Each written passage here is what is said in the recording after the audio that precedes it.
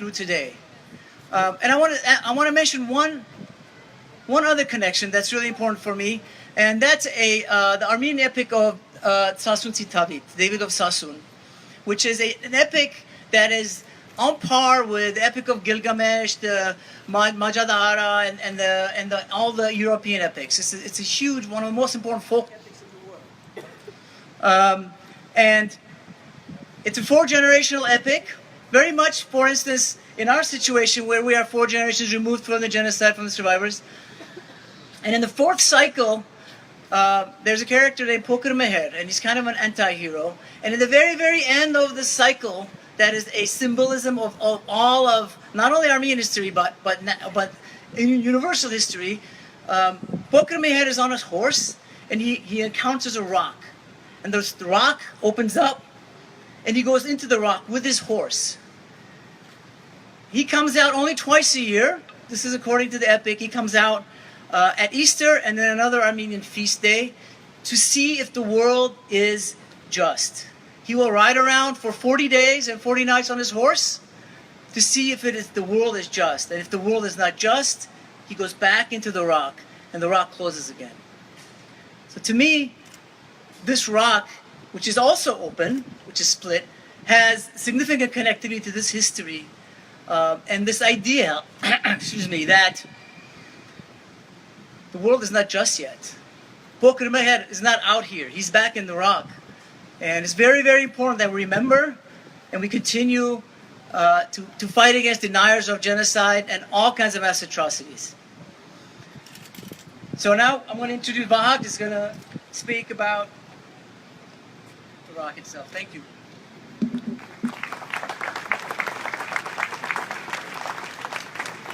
Thank you. Thank you for... Just to say one thing. He's the one who sculpted the rock, so he's the most intimate with the rock itself. So. Well, thanks, Levon. Anyways, sorry. I thought I can read with the glasses, but I'm good. But anyways, thank you for being here and sharing this monumental and historic moment with us. First and foremost, I'd like to thank Supervisor Antonovich. The idea and entrusting us with this design. Thank you. I'm going to tell a story about how we came about the design of the rock. I mean, it's very simple, but I was sitting in my office and I'm kind of going back and forth sketching, and I'm trying to come up with some sort of design that it's going to fit in the park, that it's organic, that is not sort of man-made, that kind of fits in with the landscape of the park itself. It's not a mega building or a structure made out of steel. So I was going back and forth and sketching it, and then I look up and there was before, when we started the iWitness, we created these models, thanks to Hırar Şerikian. He came out with we created these models out of foam, but the foams were all glued together with, I'm going to say, cheap glue, because it was hot, so the model itself had cracked open. So while I'm sketching and I look up and I look at this, I'm like, wait a minute, why am I like going deep into trying to figure out what kind of a monument to design? We had the iWitness, so I'm going to take the iWitness original drawings and the concept, and I'm going to look at what I have, and I'm going to change that into the monument itself.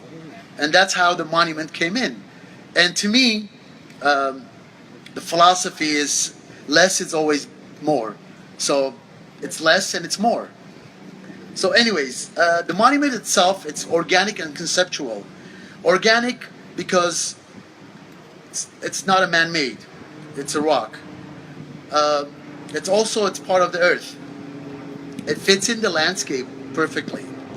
Conceptual, the monument itself as a whole represents Armenians, people, Armenia. And the split, the shift between the two rocks, it's the eruption of the genocide that caused by the Turkish government. So I thought, what other way to do is to split the rock into two and build one of them into a rougher, give the rock into very rough feeling to represent the genocide, the people, the genocide that happened. I mean the pain that caused by the genocide right after the genocide. So you have that rough edge on the rock itself that when you walk around it, you'll see it. And when you're touching the rock, you'll see there's a lot of sharp edges, and it kind of resembling yourself of the pain that our Armenians went through. The smooth part of it, the smooth surface of the rock itself, it's very clean, very sharp, but as well smooth. And its future, that kind of gives us the idea that yes, we struggled, but we came about and we're here. There's over 500,000 Armenians living in California, if I'm not mistaken. And, Turkey failed. And that's what the rock represents, the smaller rock. Now, the geo angles on the rock itself, it's designed at 4 degrees, 24 degrees, and 19 and 15 degrees. That represents April 24th, 1915. So if you look at the rock, the whole rock of the shape, it's cut those angles. And then the higher part of the rock itself, that it's the 24 degrees, the both rocks meet, and it's the rock itself, it's sitting at a position where it's pointing towards the east, and that's basically where Armenia is. And the funny story is, after I installed the rock, we had to walk across the street, go to City Hall, and they have a little Armenia sign, and it was right. So I was okay with that. Now, triangle is the most fundamental geometrical shape. It comes in 3 points. So the 3 inches that I created on the rock, between the two rocks, and it's 3 entrances. I didn't do 1 entrance or 2 or 4. I did 3 entrances. That's present, past, and future. And also it's today, tomorrow, and future, whatever. It's the same, I guess. But that was the interpretation of that, the pathway getting in and out of the rock. So we didn't want to do 4. We thought 3 will be better, and then we went back and forth. They wanted 1 or 2 because that way it leads towards the sign. And I said, you know what? Let's do 3, and then that kind of gives you that idea of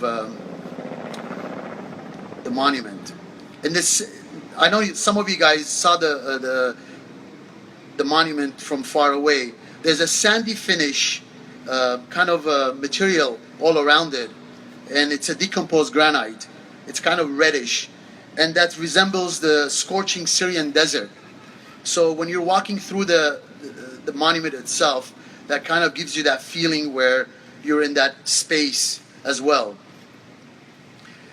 And then wrapped around the monument, there is words by winning Armenian American author and playwright by William Saroyan.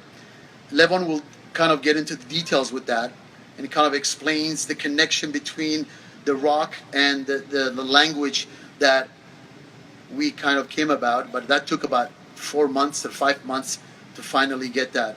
So anyways, that's kind of in detail about the rock itself. I mean, I'm honored myself to have designed and sculpted the monument, and I know it's going to be here for a long time.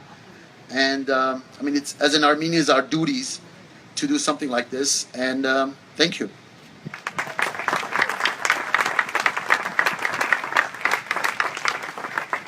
It's hard to follow that, but I'll try.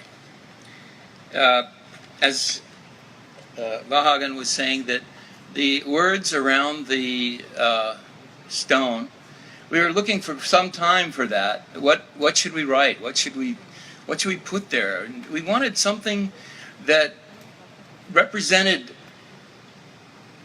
a large number of people, not just Armenians, but also talked about the humanity of all of us and what we have to deal with as being human beings and the human condition. So this was our thought of what we wanted, and it took us some time, and thanks to one of our playwrights, Aram Kayumjan, he came up with the idea of a William Soroyan piece. And if you know William Soroyan, he won a 1940, he won a Pulitzer Prize for the play, and that we used the information from.